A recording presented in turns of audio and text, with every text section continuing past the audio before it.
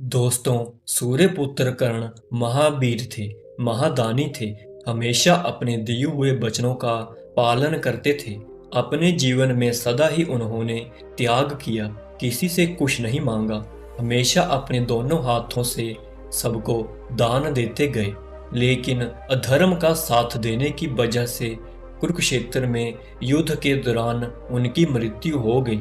मरने से पहले भगवान श्री कृष्ण और कर्ण के बीच कुछ ऐसी बातचीत हुई थी जिसे सुन आप हैरान रह जाएंगे। अंतिम युद्ध में कर्ण और अर्जुन एक दूसरे के बाणों को काटते जा रहे थे। इस युद्ध के दौरान कभी कर्ण अर्जुन पर भारी पड़ रहे थे तो कभी अर्जुन कर्ण के ऊपर भारी पड़ रहे थे। उनके युद्ध को देखकर ऐसा लग रहा था कि मानो जैसे ये युद्ध कभी खत्म ही नहीं होगा। लेकिन नियति ने तो सदा ही कर्ण के साथ अन्याय किया। श्राप की वजह से उनके रथ का पहिया धंस गया। उनको अपनी विद्या का भी विस्मरण हो गया और इस मौके का लाभ उठाते हुए अर्जुन ने अपने बाण से कर्ण को धराशाही कर दिया। कर्ण को ऐसे हालात में देखकर भगवान श्री कृष्ण को बेहद कष्ट हुआ था, क्योंकि भले ही कर्ण अधर्म के पक्ष से युद्ध लड़े थे, लेकिन पूरे जीवन वो सदा ही धर्म के मार्ग पर चले थे। लेकिन कर्ण की हालत देख अर्जुन बहुत खुश हो गए थे, क्योंकि कर्ण की मौत से दुर्योधन की हार पक्की हो गई थी। कर्ण धराशायी होने के बाद जब अंतिम सांस ले रहे थे, तभी अर्जुन कर्ण का अपमान करते हुए श्री कृष्ण से कहते हैं, देखिए माधव, जिस कर्ण की युद्ध कौशल का आप हमेशा गुणगान करते थे, वो आज मेरे बाणों के आगे टिक नहीं पाया। देखिए वो कैसे मेरे बाणों से घायल होकर मृत्यु के द्वार पर पहुंच चुका है।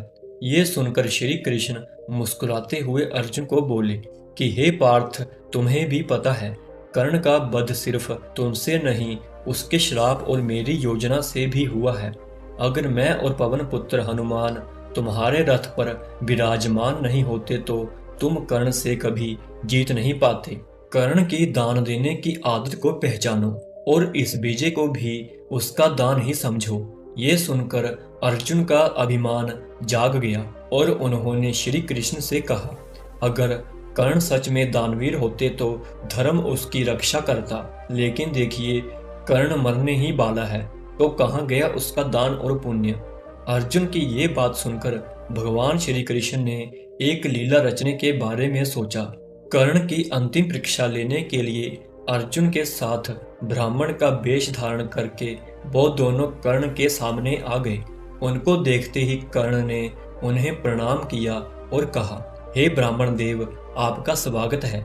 कहिए मैं आपकी क्या सेवा कर सकता हूँ। ये सुनकर भगवान श्री कृष्ण बोले, हे अंगराज, मैं तो आपके पास दान की आशा लेकर आया था, लेकिन मुझे आपके हालात का ज्ञान नहीं था, इसलिए मैं यहाँ से खाली हाथ ही लौट जाता हूँ। लेकिन महारथी कर्ण अपने द्वार से किसी को भी खाली हाथ लौटने नहीं देते थे और अपने अंतिम समय में भी कर्ण दान देने से पीछे नहीं हटे।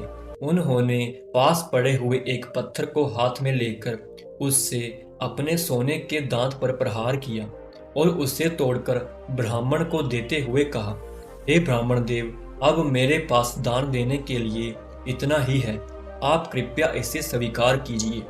महादानी कर्ण की दानशीलता को देख ब्राह्मण रूपी अर्जुन की आंखें नम हो गईं, जिसके बावजूद भगवान श्री कृष्ण ने फिर से कर्ण की परीक्षा लेने के लिए उनसे कहा, हे कर्ण, आपका ये दांत तो खून से लथपथ और अशुद्ध है और ब्राह्मण को ऐसा स्वर्ण दान करना उसका अपमान करने के बराबर है। मैं इसे ग्रहण नहीं कर सकता। ऐसे में पूरी तरह घायल कर्ण ने बड़ी मुश्किल से हिलते हुए पास रखे धनुष बाण को उठाकर वरुणास्त्र को चलाया। उससे जल की वर्षा होने लगी। उस पानी से दांत को धोकर पूरी तरह से शुद्ध करके वो ब्राह्मण को अपने स्वर्ण दांतों का दान देते हैं। महादानी कर्ण की दानवीरता को देखते हुए श्री कृष्ण और अर्जुन हैरान रह गए। फिर श्री कृष्ण और अर्जुन अपने ब्राह्मण रूप को छोड़कर अपने असली रूप में आ गए। फिर भगवान श्री कृष्ण ने अर्जुन की तरफ इशारा करते हुए कर्ण से कहा, कि हे महादानी कर्ण, मुझे इस बात में बिल्कुल भी संदेह नहीं था कि तुम किसी को भी खाली हाथ नहीं जाने दोगे। तुम्हारे जैसा दानी ना तो आज से पहले कभी हुआ है और ना ही होगा। हे कर्ण, तुम्हारे दानों के लिए इस संसार में तुम्हारी कीर्ति सदा ही अमर रहेगी।